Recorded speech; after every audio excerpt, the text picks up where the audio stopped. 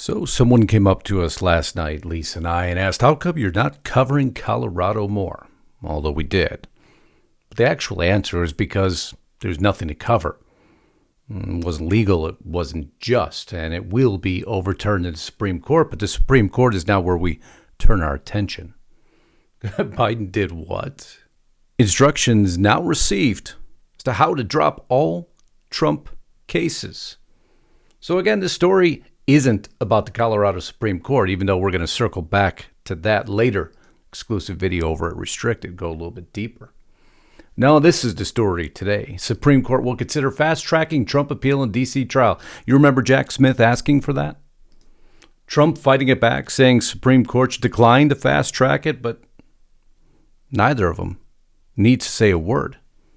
Because someone has stepped in now to the Supreme Court and said, listen here, as friends of the courts, we're not party to either party. But you see, there's a matter of law.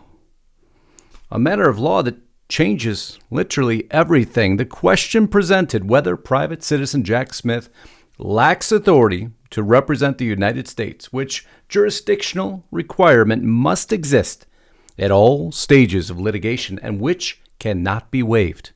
In filing his petition for a writ of certiorari in this court, that question changes the landscape, because if Jack Smith doesn't have the authority, and you'll see how black and white this question actually is, everything that they are trying to push on Trump vanishes.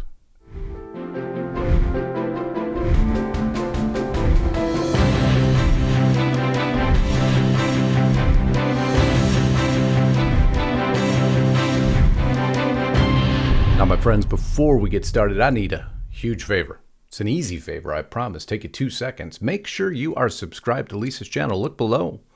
The more I say this, the more people find out that they were unsubscribed, or their bell isn't checked at all and they're alerted to no upcoming broadcast. The best way you can assure you're seeing our messages is simply go to our channels on a daily basis, because we broadcast on a daily basis. If you haven't subscribed to my channel, she'll put a link just above. If you want to assure you do hear from us every day and you want to support us further in these messages, then get to restrictedrepublic.com today.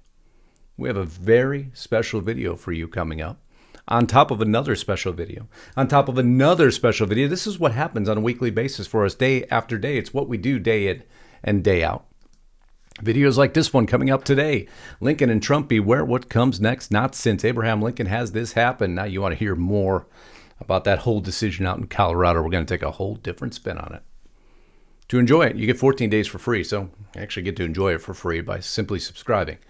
We're also going to give you discount code Independence, which is going to get you $4 a month for 2 years plus 14 days for free. Discount code Independence at monthly checkout. Put that in the discount code. Once you're there, you'll go nowhere else for your news that matters. No commercials, no interruptions, beholden to no one but you, our audience, the way we designed it. But that means without your support, it doesn't exist. And if you've looked at the news landscape lately, you really need someone to go to who will bring you the news straight, the sledgehammer of truth, the way we do. RestrictedRepublic.com.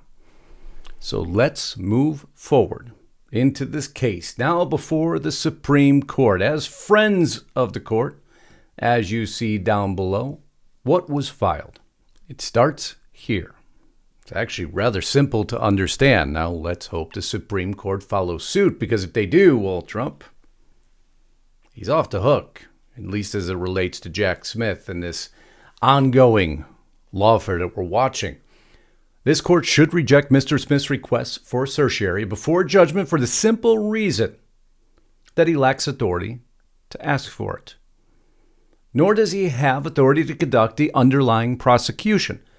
Those actions can be taken only by persons properly appointed as federal officers to properly created federal offices. Neither Smith nor the position of special counsel under which he purportedly acts meets those criteria. I'm going to give you the criteria and why they're calling it an unofficial, non-official position. And if it's not an official position that followed the rule of law, he could basically be doing nothing that he's doing right now. And that's a serious problem for the American rule of law, whatever one may think of the defendant or the conduct at issue is the underlying prosecution. It goes on. The illegality addressed in this brief started on November 18th of 2022, when Attorney General Merrick Garland exceeded his statutory and constitutional authority by purporting to appoint Smith to serve as special counsel for the Department of Justice. Smith was appointed to conduct the ongoing investigation into whether any person or entity, including former President Donald Trump, violated the law in connection with efforts to interfere with the lawful transfer of power following the 2020 presidential election or the certification of the Electoral College vote held on or about January 6th of 2021. A strong statement. I wonder who's making these statements and what their backing is, what their area of expertise is. Would you be shocked to find out that one is an ex-attorney general? Edwin Meese is one. The man here, I'm sure many of you recognize. So he goes on. Garland cited as statutory authority for this appointment 28 U.S.C. 509, 510, 515, and 533, but none of those statutes, nor any of the statutes or constitutional provisions remotely authorize the appointment by the Attorney General of a private citizen, non-elected official, to receive, or non-appointed official, to receive extraordinary criminal law enforcement power under the title of special counsel. This case is also brought to you by the co-chair of the Federalist Society, as you see here, Stephen Calabrese, along with, as we just covered, Edwin Meese, experts in these areas, filing as friends of the court, now becoming best friends of Donald J. Trump. Meese and Stephen Calabrese, the co-chairs of the Federalist Society, and Gary Lawson, a prominent constitutional law professor, first argue that only Congress can create federal offices such as Smith currently holds, Jack Smith, the one you've heard so much about, which Congress has not done. While the Constitution creates the offices of President and Vice President, Congress has the sole authority to create additional offices, because the Constitution says those offices must be established by law. Congress previously passed a law to authorize a similar position called an independent counsel, but that statute expired in 1999. Garland cannot hire a mere employee to perform tasks that Congress has not authorized. Only an officer can hold such a significant level of authority, and that comes with a specific set of rules and regulations. In creating the Department of Justice, Congress gave it certain powers by law, yet it authorized no office with all the powers of a U.S. attorney that Garland has given to Smith. Going back to the write-up, what federal statutes and the Constitution do not allow, however, is for the Attorney General to appoint a private citizen who has never been confirmed by Senate as a substitute United States Attorney under the title Special Counsel. That is what happened on November 18th of 2022. The appointment was unlawful, as are all the legal actions that flowed from it, including Citizen Smith's current attempt to obtain a ruling for this court, the ruling to expedite if Trump has presidential immunity or not. Smith trying to clear that hurdle as quickly as possible, and these friends of the court saying he doesn't even have the authority in the first place to be doing anything, let alone request the Supreme Court to expedite anything. He's a private citizen. Promise you mainstream media won't be covering that. So as a quick recap, no statute authorizes the position of special counsel supposedly held by Smith, as appointed or assigned by Merrick Garland. Only Congress can create a federal office. The Constitution itself, I know, something that doesn't seem to matter anymore, creates no executive position other than the presidency and the vice presidency, if one considers it an executive position. Instead, the Constitution commits the power to create federal offices to Congress, of which Jack Smith was not appointed by Congress. He was appointed by Merrick Garland. The Appointments Clause establishes a default rule that all heads of departments, principal officers, and superior officers, presidential nomination, Senate confirmation, and then presidential appointment, even if somehow, he goes on to state, even if somehow someone thinks that existing statutes authorize appointment of a standalone special counsel with the full power of a U.S. attorney, Smith was not properly appointed to such an office. No statute clearly authorizes his appointment by any mode other than presidential appointment and Senate confirmation. So even if you were to take this argument, that would push it to presidential appointment, Senate confirmation, or congressional appointment, none of which any of this has happened. Jack Smith, as a private citizen, was simply just given out-and-out authority to engage in what many may call lawfare against President Donald J. Trump. So this sentence makes three things clear. First, the default mode of appointment for all officers, whether superior or inferior, is presidential nomination, Senate confirmation, and then presidential appointment. Second, this default presumption can only be overridden by Congress in the case of inferior officers.